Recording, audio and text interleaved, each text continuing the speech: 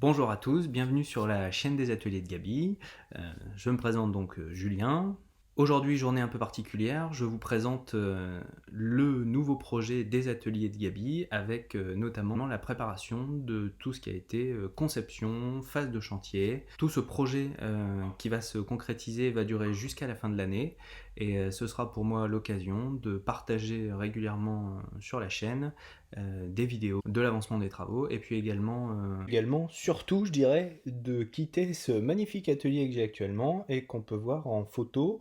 Et voilà, là, voilà, donc c'est trop petit, c'est le bazar, il y en a partout.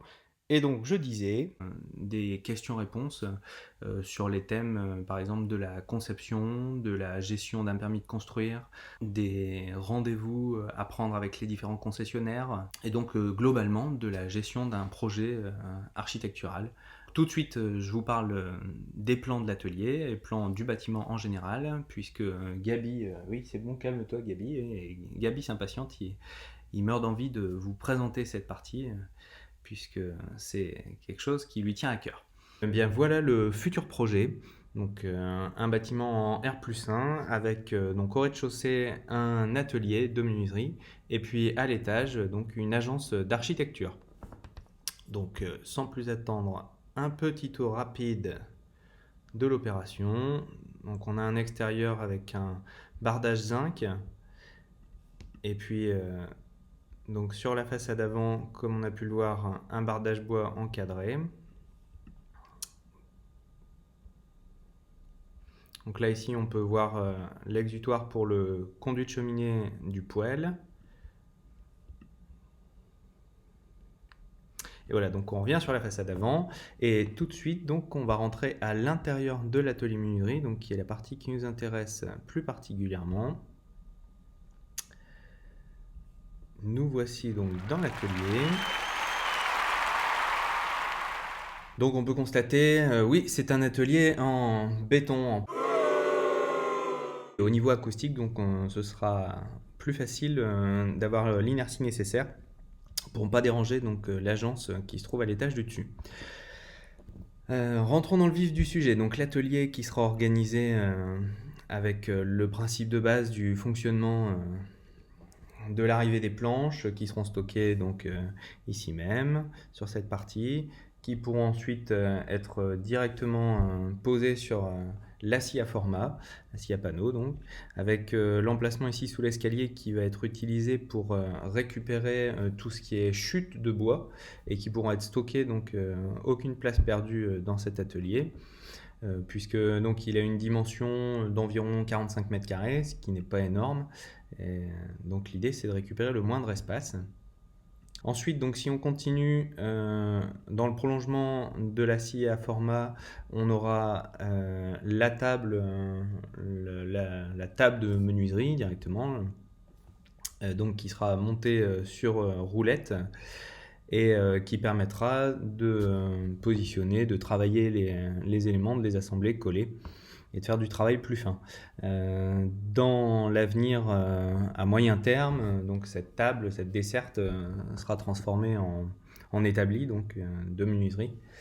Avec donc là-dessus, il y aura plusieurs vidéos pour expliquer justement la création de cet outil de travail, de ce mobilier. Ensuite, on retrouve quelques outils, donc notamment l'acier à ruban qui est disposé de façon à ce que les panneaux puissent être découpés sans être gênés, y compris par l'acier à format. Également, de l'autre côté de l'atelier, on retrouve donc la perceuse à colonne.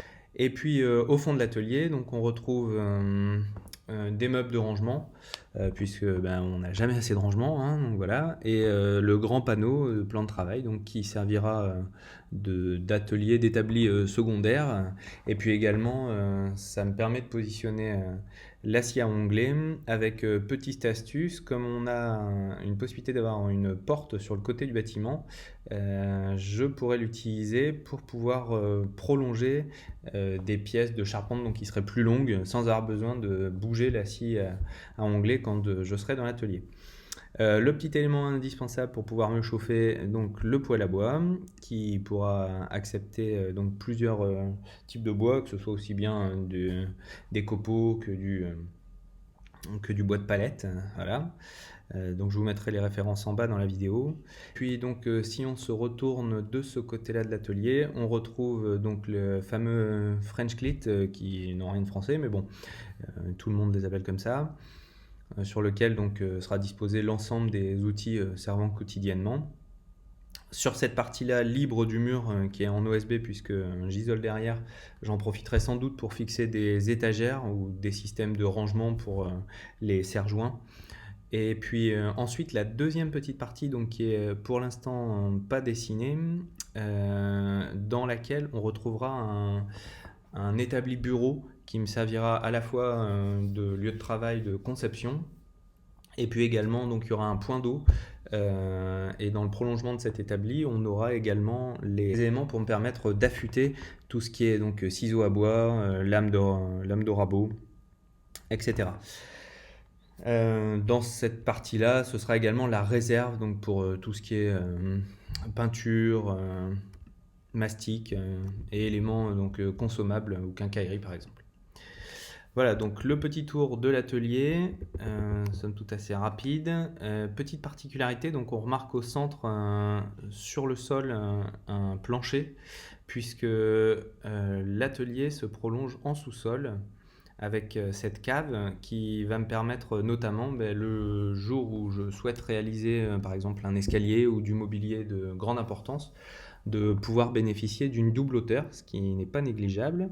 Et puis également dans ce sous-sol, je pourrais disposer le compresseur notamment avec un circuit centralisé d'air comprimé dans l'atelier.